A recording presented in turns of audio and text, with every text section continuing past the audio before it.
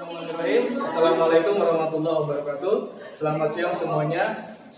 Saya Julian Leonstar dari kelompok 5 akan membawakan presentasi mengenai pengevaluasian bukti dan pembuatan laporan.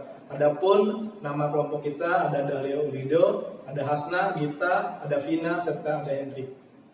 Baik.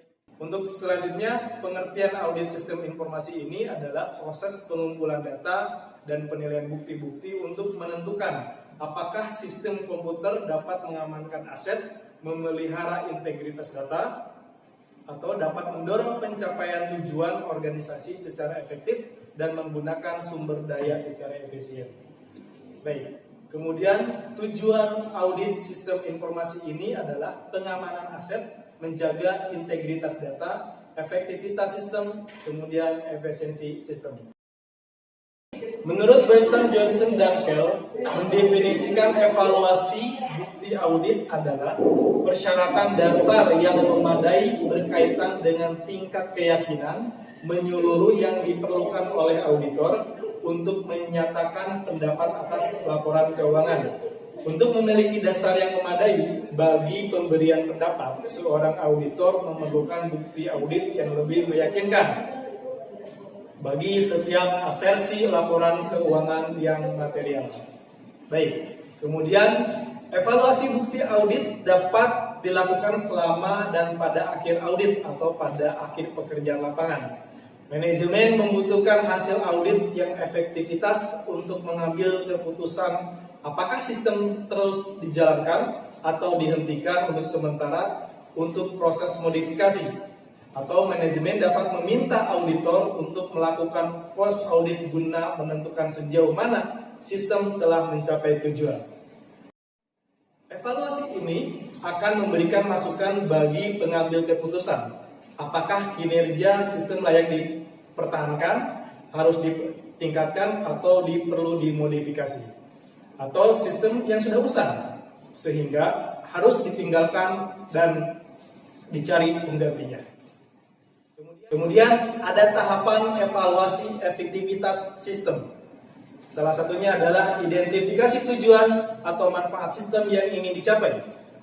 Pilih pengukuran yang akan digunakan, identifikasi sumber datanya, tentunya ex ante value dalam pengukuran, tentukan ex post value pengukuran, kemudian pengukuran the system impact berdasarkan pembandingan penilaian ex ante dan ex post tersebut.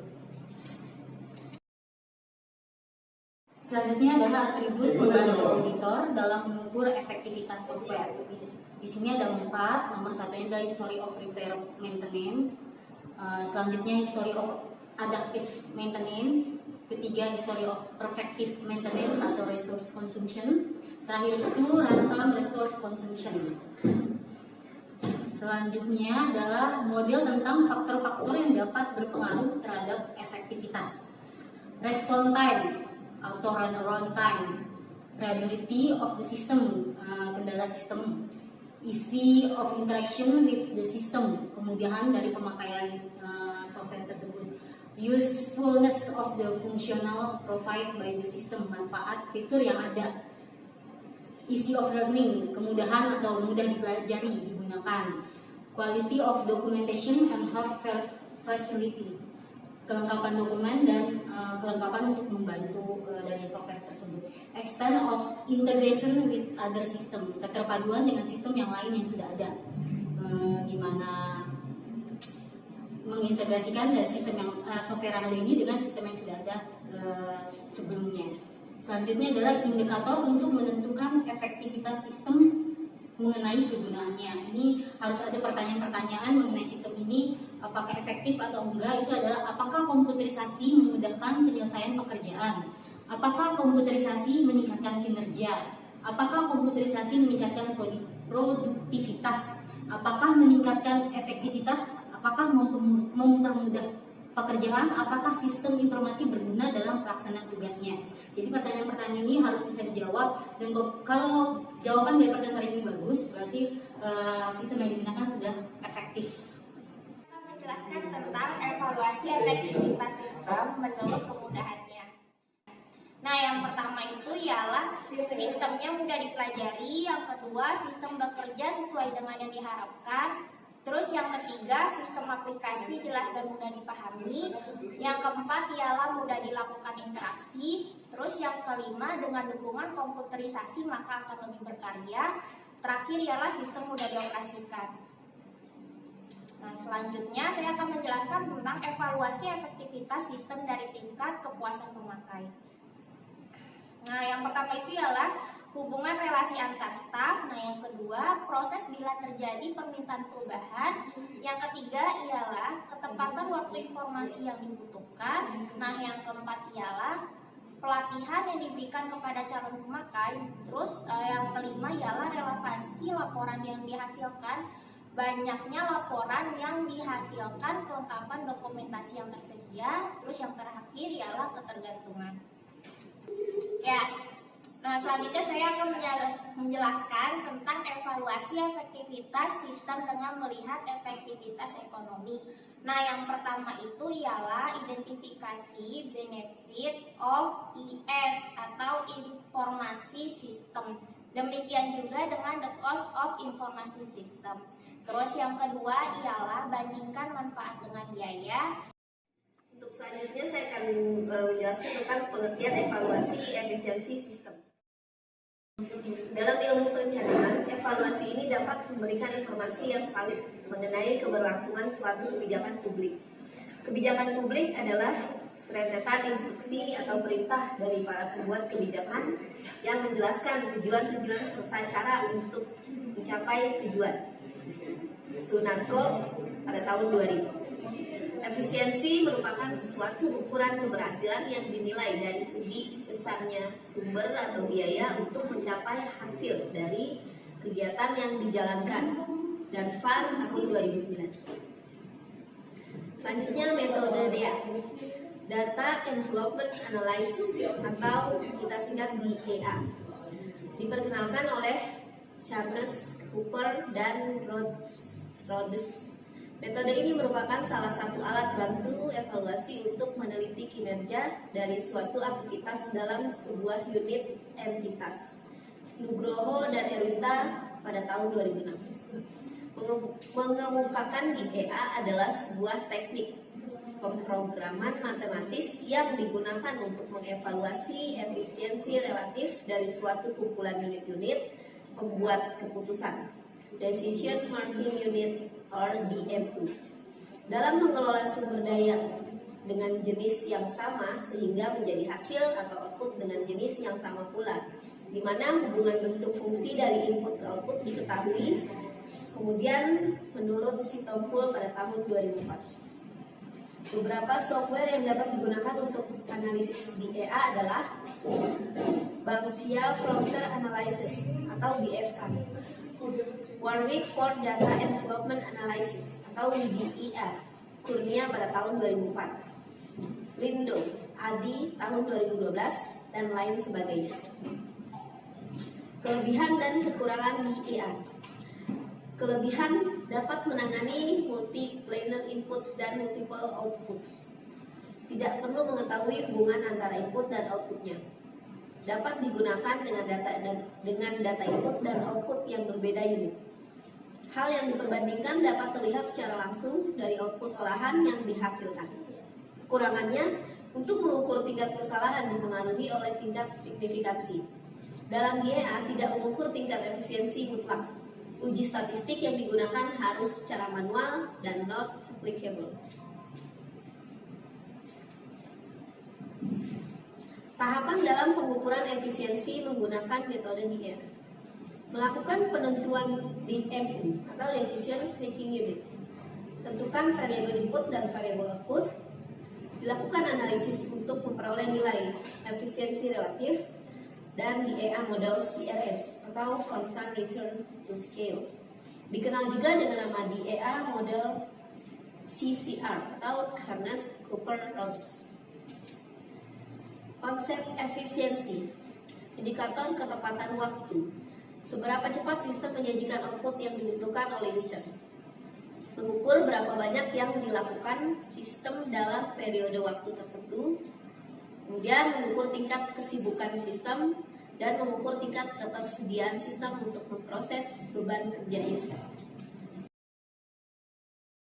Nah, selanjutnya ini adalah laporan hasil audit informasi.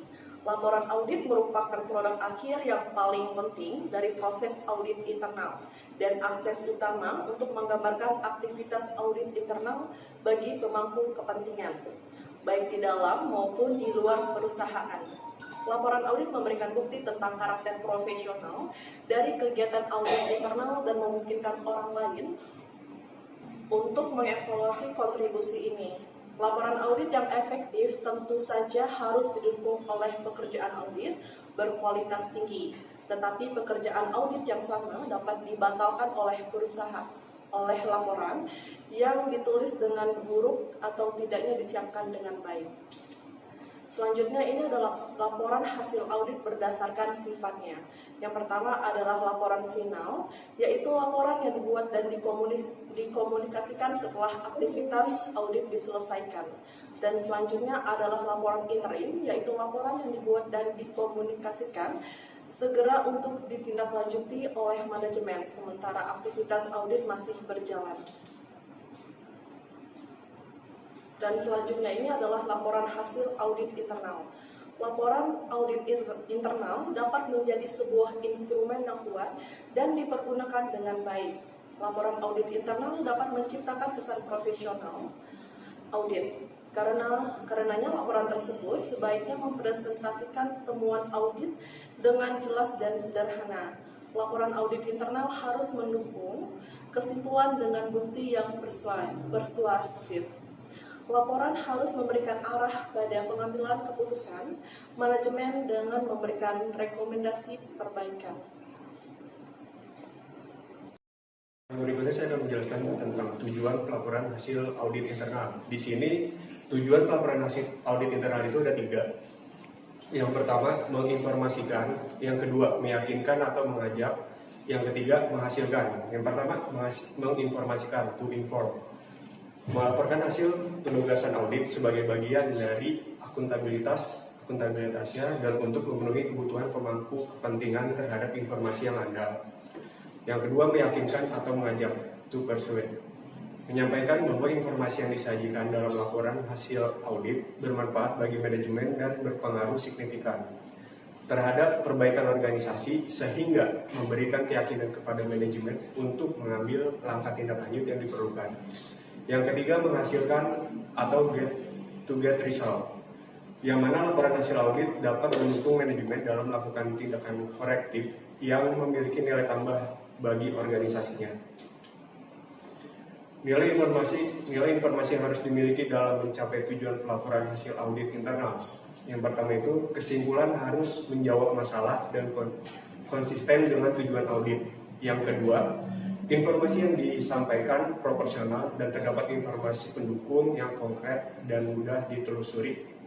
Yang ketiga, menggunakan gaya bahasa dan kalimat dalam paparan yang menggambarkan konsistensi kesimpulan dengan temuan audit, bukti audit, teknik dan prosedur audit, risiko signifikan, dan tujuan penugasan audit.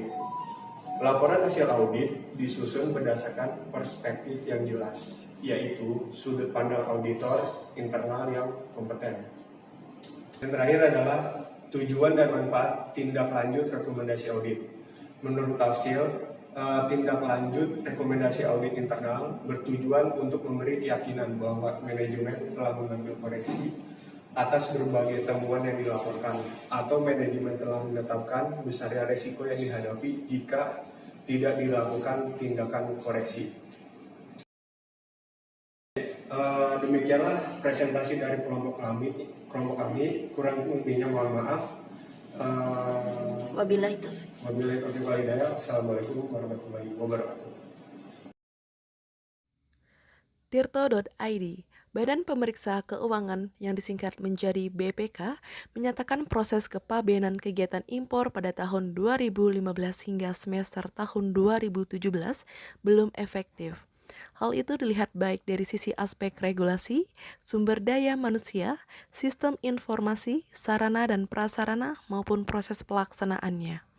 Pemeriksaan atas kegiatan ini dilakukan pada Direktorat Jenderal Bea dan Cukai yang disingkat menjadi DJBC serta pengelola portal Indonesia National Single Windows yang disingkat menjadi PPINSW.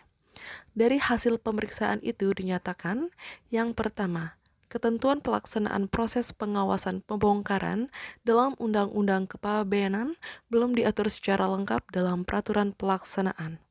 Yang kedua, Custom Excise Information System and Automations yang disingkat menjadi CISA belum sepenuhnya terintegrasi dengan portal INSW dan belum menghasilkan data yang akurat. Yang ketiga, pelaksanaan kegiatan penyusunan jalur dan pemutakhiran profil importir dan komoditas juga belum sesuai dengan prosedur yang ditetapkan dan manajemen risiko belum sepenuhnya diterapkan. Dan yang keempat, pejabat pemeriksa A, dokumen dinilai belum sepenuhnya cermat dan tepat waktu dalam melakukan penelitian tarif dan nilai pabean. Ketidakefektifan juga ditemukan atas pemeriksaan pengelolaan tata niaga impor yang dilakukan Kementerian Perdagangan yang disebut dengan Kemendak pada tahun 2015 semester 1 tahun 2017. Hal ini terkait efektivitas sistem pengendalian inter yang disingkat menjadi SPI serta kepatuhan terhadap ketentuan peraturan perundang-undangan atas pelaksanaan rapat terbatas, penetapan alokasi impor, penerbitan perizinan impor, pelaporan realisasi impor, serta monitoring dan evaluasi impor. Disebutkannya bahwa permasalahan utama pengendalian inter dalam pengelolaan tata niaga impor pangan pada Kemendak terkait SOP belum berjalan secara optimal, serta sistem informasi akuntansi dan pelaporan tidak memadai. Terkait SOP belum berjalan secara optimal tersebut didasarkan pada temuan pemeriksaannya. Sementara terkait sistem informasi akuntansi dan pelaporan tidak memadai, hasil temuannya yaitu Kemendak tidak memiliki sistem untuk memantau realisasi impor dan kepatuhan pelaporan oleh importir. Selanjutnya, dipaparkan pula perihal ketidakpatuhan terhadap ketentuan peraturan perundang-undangan atas pengelolaan tata niaga impor pangan pada Kemendak, yaitu contohnya penerbitan PI daging sapi pada tahun 2016 sebanyak 97.100 ton dan realisasi sebanyak 18.012,91 ton atau senilai 737,65 miliar tidak sesuai atau tanpa rapat koordinasi dan atau tanpa rekomendasi Kementerian Pertanian. BPK juga merinci akibat dari permasalahan-permasalahan tersebut antara lain. Yang pertama, jumlah alokasi impor dalam penerbitan PI gula, beras, sapi, dan daging sapi tidak sesuai dengan kebutuhan yang sebenarnya. Yang kedua, penerbitan izin impor GKM dalam rangka menjaga ketersediaan dan stabilisasi harga GKP tahun 2015 sampai semester 1 tahun 2017 melanggar ketentuan. Yang ketiga, penerbitan izin impor GKM, beras, beras kukus, sapi siap potong, daging sapi, dan garam melanggar ketentuan. Yang keempat, impor sapi siap potong sebanyak 50.000 ekor dengan realisasi sebanyak 3.179,83 ton atau senilai 111,19 miliar tidak dapat diyakini dasar penugasannya. Yang kelima, pengendalian atas penerbitan PI tidak dapat dilakukan. Yang keenam, terdapat realisasi impor daging sapi melebihi PI sebanyak 704,67 ton. Dan yang terakhir, Kemendak tidak memiliki sistem informasi yang terintegrasi yang menyediakan informasi untuk pengambilan keputusan kebutuhan impor termasuk hubungannya dengan stabilisasi harga.